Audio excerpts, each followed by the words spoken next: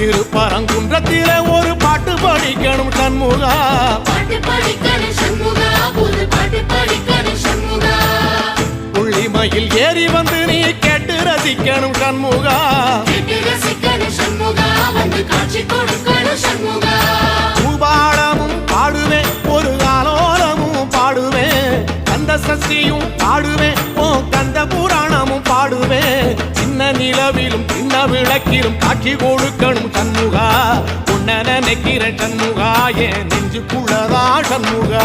செப்படி வீரா சரவண பவா, ஆறெடுத்தோனே சரணம், ஆறெடுத்தோனே சரணம், ஆறுமுகனே சரணம். ஆமா மருதமர சத்தியா